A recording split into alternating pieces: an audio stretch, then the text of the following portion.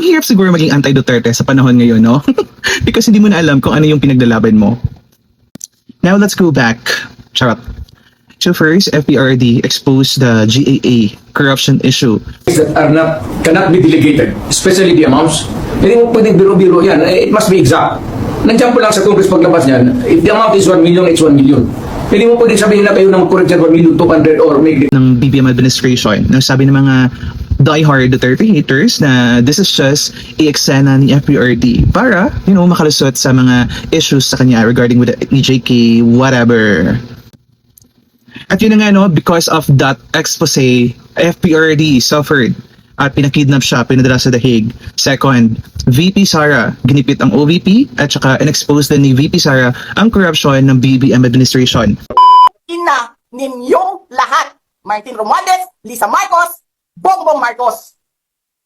Anong sabi ng mga kamping sa mga diehard Duterte haters? Sabi nila, Inday Sara loka-loka, Inday Rustay, whatever. At eto na naman, ang mga Duterte supporters naman ang kanilang inattack. So, ang mga Duterte supporters has been calling out the BBM administration about the corruption issue, especially after the SONA, the 5,500 flood control na sabi ni Bangag. Sa pagpihit ng panahon, ang hagupit ng La Nina at mga matinding pag-ulan naman ang ating binabantayan at pinaghahandaan. Mahigit 5,000 at 500 flood control project ang natapos na at marami pang iba ang kasalukuyang ginagawa sa buong bansa. Pero walang napakita. Pero ang sabi ng mga kakampings or mga diehard Duterte haters, dinadivert lang daw ng mga Duterte supporters ang issue para hindi mapag-usapan ang confidential fund issue ni VP Sara as well as yung mga dahig-dahig issue na yan.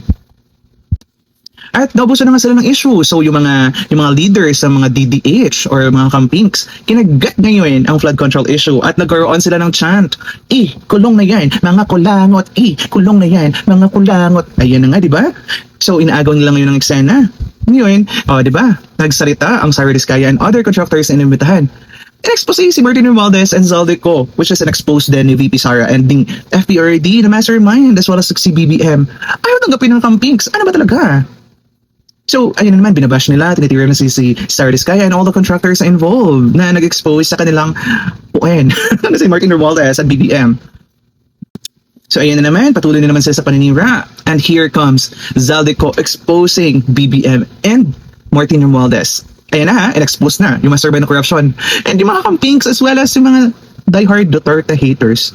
Binabash naman yun ni Zaldico, hindi daw ka panipaniwala. Ay naku, ano ba talaga? So ang hirap, no? Ang hirap kasi they cannot accept and they don't want na bumaba si BBM because si VP Sara yung papalit.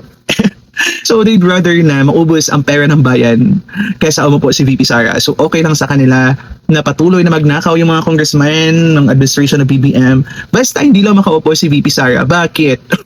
Mauubos ba yung mga mga friend yung nasa bundok? Ay naku good luck sa inyo. So explain nyo naman kung ano ba talaga yung pinaglalaban nyo. I-comment nyo na lang.